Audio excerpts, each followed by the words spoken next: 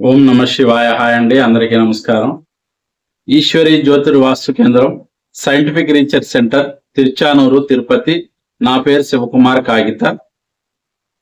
అయితే వాస్తుకు సంబంధించిన విషయాల్లో ఒక ముఖ్యమైన విషయం చెప్పదలుచుకున్నాను. ఏమి అని అంటే, ఇవాళ చాలా మంది అద్దెళ్లలోనూ రెంటెడ్ హౌసుల్లో, మా తిరుపతి ఏరియాకి వచ్చి బాడుగ హౌస్ అంటారు. ఈ బాడుగ అద్దె రెంట్ ఏదైనా కూడా వీళ్ళు వేరే వారి ఇంటిలో గనక అద్దెకు ఉండేటువంటి పరిస్థితి వస్తే ఏ సింహద్వారంలో ఉండాలి అనే విషయం చాలా మందికి అర్థం కాక చాలా సతమతం అవుతూ ఇబ్బంది పడుతున్న వాళ్ళు ఎక్కువ మంది ఉన్నారు. వారికి సరిపడేటువంటి ద్వారం ఏది అనేది తెలుసుకోవటం చాలా ముఖ్యం. మీకు సమస్తాన్ని నిర్ణయించి ప్రసాదించేటువంటిది ఒక ద్వారం మాత్రమే. ఆ ద్వారానికి సంబంధించి 1, 3, 7 స్థానాలు అని అంటారు. అంటే ఏ విధంగా 1, 3, 7 అనేది అర్థం అవ్వాలి అని అంటే, ప్రతి మనిషికి ఒక వర్క్ ఉంటుంది. ఒక వాస్తుకి ఇంటికి సంబంధించిన 8 దిక్కులు ఉంటాయి. 8 దిక్కులు 8 వర్కులు అనుకోండి. ఈ 8 దిక్కులకి 8 జంతువులు ఉంటాయి. తూర్పు నుంచి ప్రథమంగా లెక్క వేసుకునే సాంప్రదాయం ఉంది. తూర్పు అని అంటే ఆ ఈ ఓ ఏ ఐ ఓ ఔ అం అహ అనే అక్షరాలు వచ్చేంత వరకు ఈ అక్షరాల్లో ఈ గుణంతాల్లో ఏ అక్షరం వచ్చినా కూడా అది ఆ వర్గు కిందకే వస్తుంది. అంటే మీ పేరులో మొదటి అక్షరం వీటిలో ఏదున్నా కూడా అది ఆ వర్గు కిందకే వస్తుంది. ఈ ఆ వర్గు అనేటువంటి వారు స్వస్థానం వచ్చి తూర్పు. ఈ తూర్పుకి 3వ స్థానం లెక్కేయండి. అంటే మనం కుడివైపుగా లెక్క వేసుకుంటూ వెళ్ళాలి. తూర్పు తర్వాత ఆగ్నేయం, తర్వాత దక్షిణం. అంటే 3వ స్థానం దక్షిణం అవుతుంది. దక్షిణ దిశ వీరికి కలిసి వస్తుంది. లేదా 7వ స్థానం కలిసి వస్తుంది. 4 నైరుతి అవుతుంది, 5 పడమర, 6 వాయువ్యం, 7 ఉత్తర స్థానం అవుతుంది. 8 ఈశాన్య స్థానం. 8 స్థానాలు సరిపోయినాయి కదా.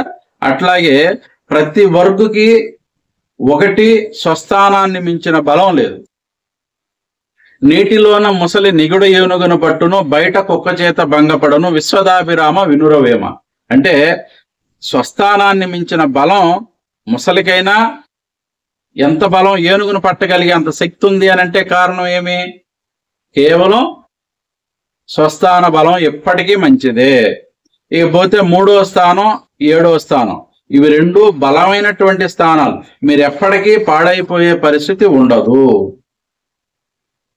ఈ ద్వారాల మీద ఆధారపడి ఆ ఇంట్లోకి వెళితే అది మీకు వాస్తుకి అత్యంత ప్రధానమైనది ద్వారమే. మీరు ఆ ఇంట్లోకి వెళ్ళా కలిసి వస్తుందా లేదా అనేది సెకండరీ. అది వాస్తురీత్యా ఉందా లేదా అనే దానికి ఆదిగా మొట్టమొదటిగా చూసేది ద్వారం. అట్లాగే ఈ 1, 3, 7 ద్వారాలని లెక్కలో వేసుకుని మీరు పరిశీలన చేసుకుంటే అర్థమవుతుంది. ఆ వర్గు తూర్పు, కా వర్గు కా అంటే కాక గాగాజ్ఞ. ఈ కాక గాగాజ్ఞ అనేటువంటిది కా వర్గు వస్తుంది. ఇది ఆగ్నేయ భాగం అవుతుంది. అయితే ఆగ్నేయం నుంచి 3వ భావం ఏమైంది? నైరుతి అవుతుంది. ఆగ్నేయము, దక్షిణము, నైరుతి.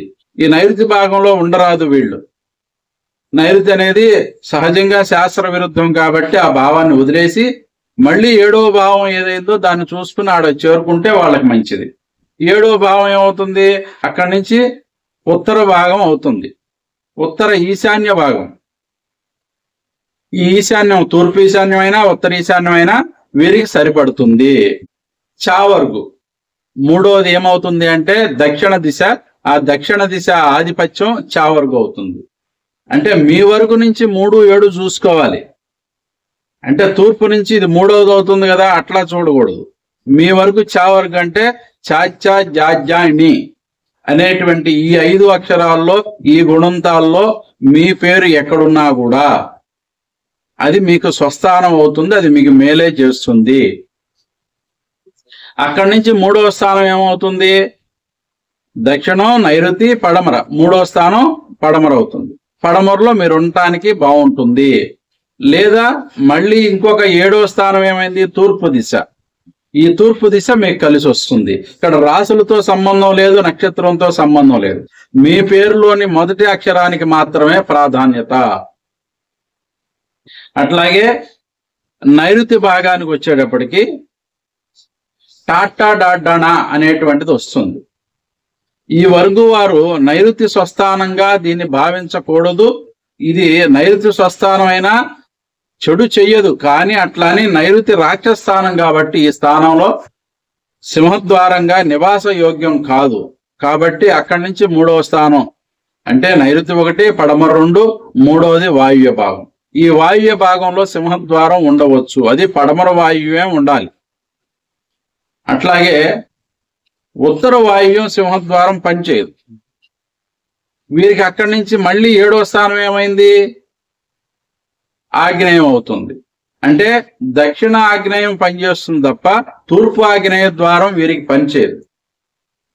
ఇది టా అనే గుణంతంలో ఏమొచ్చినా కూడా టాటా డాడానా అనే అక్షరాల్లో వీరి అక్షరం జన్మతః మొదటి అక్షరం అయి ఉంటే వీరి పేరులో అది వారికి వర్తిస్తుంది.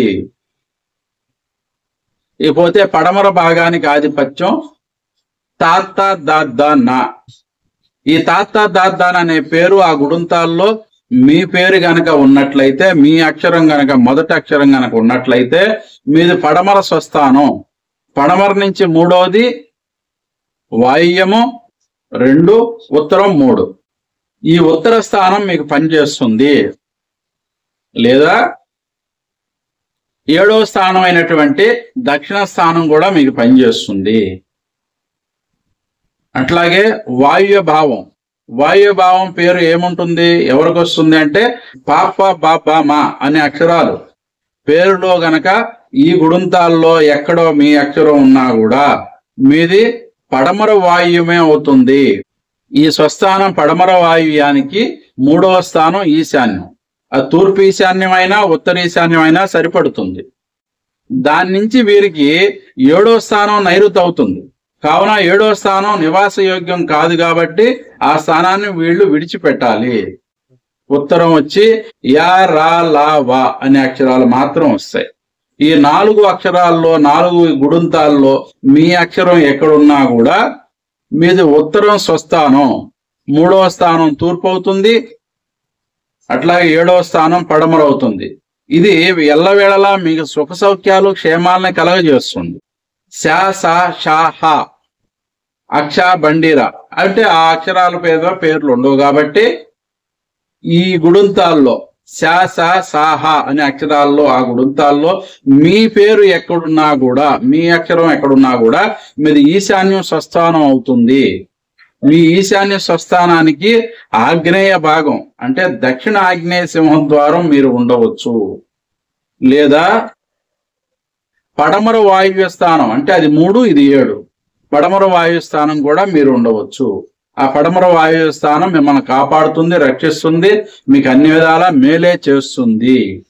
కావున నేను చెప్పిన విషయాన్ని గ్రహించి సింహద్వార విషయంలో ఆలోచించి నిర్ణయాలు తీసుకున్నట్లయితే వారు ఎక్కడున్నా సుఖ సౌఖ్యాలతో ఉండగలుగుతారు. అట్లాగే నా ఛానల్ని సబ్స్క్రైబ్ చేయండి. మరింత మంచి మంచి వీడియోలు చేయడానికి కొంచెం సపోర్ట్ చేయండి. Thank you. లైక్ చేయండి, షేర్ చేయండి. Thank you all. నమస్కారం.